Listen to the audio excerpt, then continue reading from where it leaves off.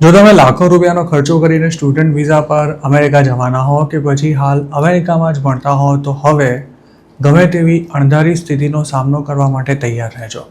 આ સ્થિતિમાંથી પસાર થઈ રહેલા અને પોતાનો અનુભવ શેર કરનારા 26 વર્ષના એક ઇન્ડિયને જે કંઈ કહ્યું છે તે કોઈના પણ માટે આંખ ઉઘાડનારું છે. કારણ કે 5 વર્ષના સ્ટે દરમિયાન તે ન તો કોઈ બચત કરી શક્યો છે કે ન તો પોતાની લોન પણ પૂરી કરી શક્યો છે. ઇન્ડિયા પાછા ફર્યા બાદ પોતે ઝીરોથી કઈ રીતે બધું શરૂ કરશે તેની ચિંતા હવે તેને સતત સતાવી રહી છે. તે 2021માં માસ્ટર્સ કરવા માટે અમેરિકા ગયો હતો. ભણવાનું પૂરું થતાં જ તેને H1B પર જોબ પણ મળી ગઈ હતી, પણ ત્યારબાદ તેનું અમેરિકન ડ્રીમ એવા સંજોગોમાં ખતમ થઈ ગયું કે જેની તેણે કલ્પના પણ નહોતી કરી. આખરે યુવક સાથે શું થયું અને કેમ હવે તેને ખાલી હાથે ઇન્ડિયા પાછા આવવું પડે તેવી સ્થિતિ સર્જાઈ છે તે જોઈશું આ વિડીયોમાં. રેડિટ પર લખેલી એક પોસ્ટમાં જણાવ્યા અનુસાર ઇન્ડિયામાં ગ્રેજ્યુએશન પૂરું કર્યા બાદ માત્ર 21 વર્ષની ઉંમરે જ અમેરિકા પહોંચેલા આ યુવકને 6 મહિનાની ઇન્ટર્નશિપ બાદ એક સ્ટાર્ટઅપમાં જોબ મળી હતી, જ્યાં તેણે 1 વર્ષ સુધી કામ કર્યું. ત્યારબાદ તેને પહેલા જ પ્રયાસમાં H1B પણ મળી જતા તેને એમ હતું કે હવે અમેરિકામાં રહીને પોતે આરામથી જોબ કરી શકશે તેમજ લોન પૂરી કરવાની સાથે સારા એવા પૈસા પણ કમાઈ શકશે. H1B મળ્યા તે જ વર્ષમાં આ યુવકે એક ડોગ અડોપ્ટ કરી લીધો હતો અને નવી કાર પણ ખરીદી હતી. તે જે જગ્યાએ જોબ કરતો હતો ત્યાં સેલરી ઓછી હતી, પણ કંપનીના CEO પ્રત્યે વફાદારી બતાવવા માટે તેણે બીજે ક્યાંય જોબ શોધવાનું પડતું મૂક્યું હતું. તેને એમ લાગતું હતું કે જે વ્યક્તિએ વિશ્વાસ મૂકી પોતાને જોબ પર રાખ્યો છે તેની કંપનીને વધારે પૈસા કમાવા માટે છોડી દેવી યોગ્ય નહીં હોય. જોકે H1B મળ્યાના માત્ર 4 જ મહિનામાં ગયા વર્ષે લે ઓફ આપી દેવાતા આ યુવક ટેન્શનમાં આવી ગયો હતો. તેને 60 દિવસમાં નવી જોબ શોધી લેવાની હતી, પણ વર્ષોના અનુભવી લોકોને પણ જોબ શોધવામાં ફાંફા પડી રહ્યા હોય તેવામાં ફ્રેશ કહી શકાય તેવા આ યુવક માટે આટલા ઓછા સમયમાં જોબ શોધવું આસાન નહોતું. અમેરિકા છોડવું ના પડે તે માટે તેણે પોતાનું સ્ટેટસ B2 કરાવી દીધું હતું. જોકે તે વખતે જ તેને નોટિસ ટુ અપિયર એટલે કે NTA મોકલવામાં આવી હતી અને તેને રિમૂવલ પ્રોસિડિંગ્સનો પણ સામનો કરવો પડ્યો હતો. આ પ્રોસેસ લગભગ 3 મહિના સુધી ચાલી, જેમાં તેણે અમેરિકામાં કરેલી સારી એવી બચત પૂરી થઈ જતાં તે ખાસો સ્ટ્રેસમાં આવી ગયો.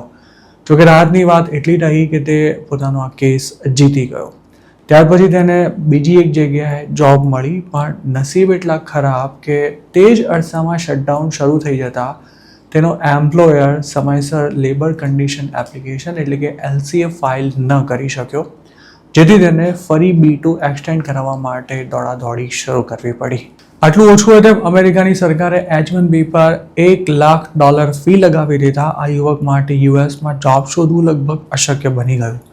તેમ છતાં પણ તેણે હિંમત હાર્યા વિના H1B change of status petition file કરી, પણ તેના B2 વિઝા 1 વર્ષથી પણ વધુ સમય સુધી પેન્ડિંગ રહ્યા અને એક્સટેન્શનની એપ્લિકેશન પર પણ 6 મહિનાથી વધુ સમય સુધી કોઈ એક્શન ન લેવાયું.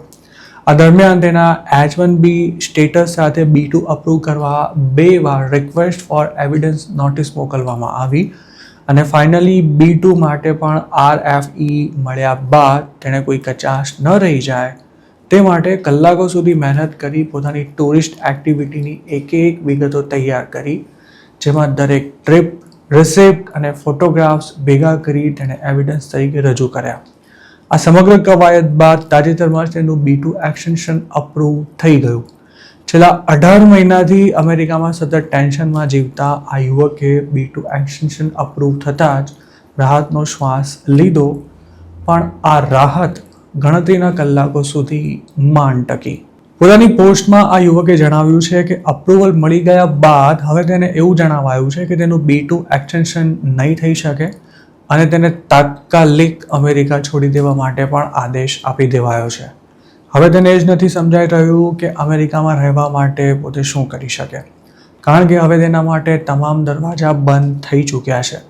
પોતાની વ્યથા શેર કરતાં તેણે લખ્યું છે કે તેના પેરેન્ટ્સને અમેરિકાના વિઝા મળ્યા તેના બીજા જ દિવસે તેની નોકરી છૂટી ગઈ હતી. ખર્ચા કાઢવા માટે તેને પોતાની કાર સાથે બીજો પણ ઘણો સામાન વેચવો પડ્યો હતો અને હવે તેની પાસે લગભગ કશું જ નથી રહ્યું. અમેરિકામાં જે કંઈ કમાણી કરી હતી તે પણ ત્યાં જ ખર્ચાઈ ચૂકી છે અને હવે તે પોતાના રિટાયર્ડ પેરેન્ટ સાથે રહેવા માટે ઇન્ડિયા પાછા આવવાની તૈયારી કરી રહ્યો છે. છેલ્લે આ યુવકે જણાવ્યું છે કે અમેરિકાથી એક્સપિરિયન્સ, સેવિંગ્સ અને સ્ટેબિલિટી સાથે ઇન્ડિયા જવાને બદલે તે ઝીરો સેવિંગ્સ અને સ્ટુડન્ટ લોનના બોજ સાથે ઇન્ડિયા આવી રહ્યો છે અને પોતે ત્યાં જઈને શું કરશે તેનો હાલ કોઈ જ આઈડિયા નથી. માત્ર 26 વર્ષની ઉંમરે જ અમેરિકામાં જિંદગીના અનેક રંગ જોઈ ચૂકેલો આ યુવક પોતાની હાલની સ્થિતિ માટે અમેરિકાની સરકારને, પોતાને જોબ આપનારા એમ્પ્લોયરને કે પછી ત્યાંની ઇમિગ્રેશન સિસ્ટમને દોષિત નથી માનતો. તેનું કહેવું છે કે ઘણા લોકો આ જ પ્રકારના સંજોગોમાંથી પસાર થાય છે અને પછી તેમાંથી બહાર પણ નીકળી જાય છે.